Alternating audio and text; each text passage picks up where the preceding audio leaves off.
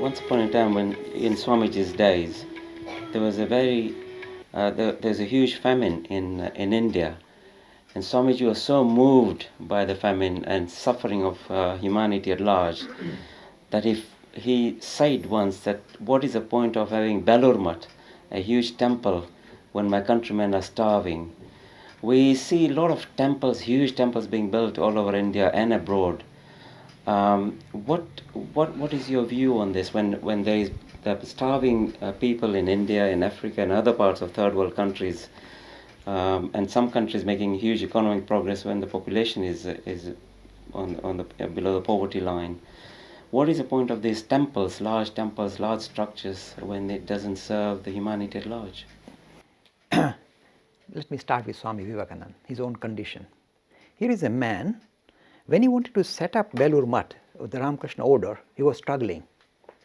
Do you know how he was struggling? He said, if I put up an organization, the organization itself will put up walls which will divide the organization from the rest of humanity.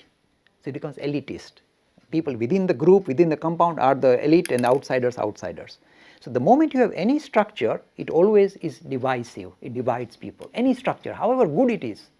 So whenever you put up any structure, so when Belur Math was being put up, he was actually wrestling with himself, whether I'm doing right or wrong.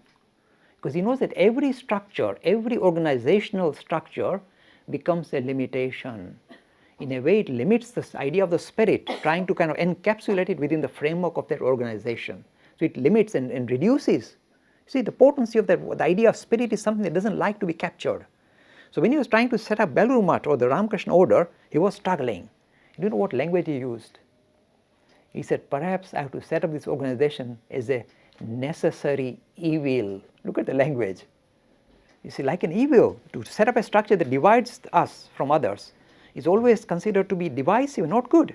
But if you look at the word necessary evil, sometimes we have to do certain things which can have kind of damaging, result. And yet, because the situation and circumstances force us, look, if the Belur Math had not been set up, let me tell you, and suppose the money that he was donated, he was given, he would have given to the poor to use for relief for the famine, etc. Today, very likely none of you would have heard the name Vivekananda, and I would not have come across his name. Because this institution was set up, they started printing material, books on Vivekananda and his lectures, and they were made available to the general public, and that's why I got caught up. So I said, this is marvelous stuff. I would not have heard the name Vivekananda if he had not set up this necessary evil, if I can use the word. See, he's very honest. At the same time, he was always sitting on the fence.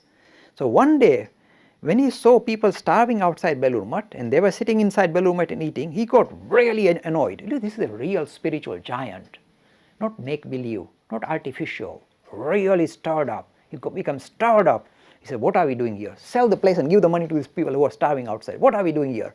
And the other brother disciples were shaking because he would have done it overnight. He would say, sell off.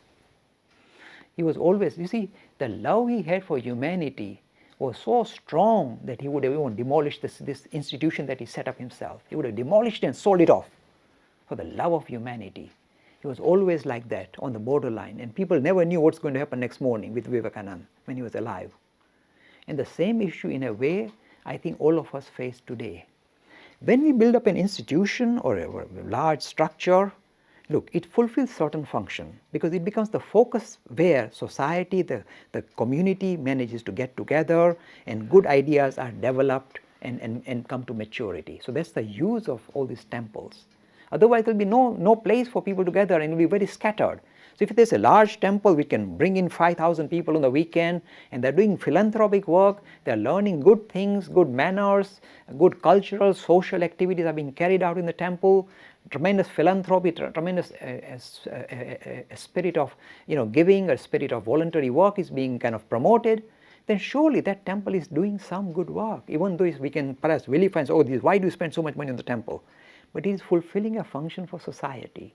So when a temple is fully functional and not just a structure that is lying vacant, but actually carrying out real activities which are beneficial to the greater society, then it is fulfilling a function. At the same time, recognize, however grand a temple, however great the idea behind it, it is a structure that is divisive. Look, if you go to some of these major temples in India, And you see huge queues of people prepared to donate gold and silver and God knows what, a lot of money.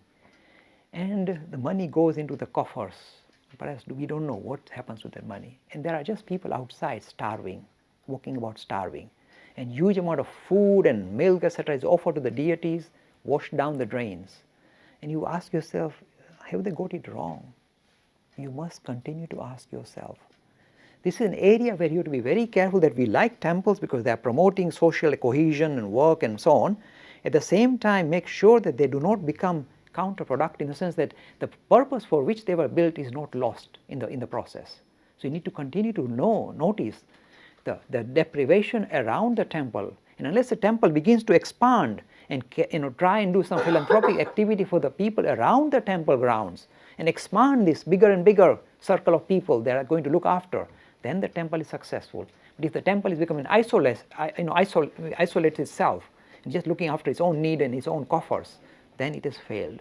So I would really leave it to the temple authorities and the people who run the temples to decide and think for themselves whether what they are doing is useful or counterproductive to the greater needs of society.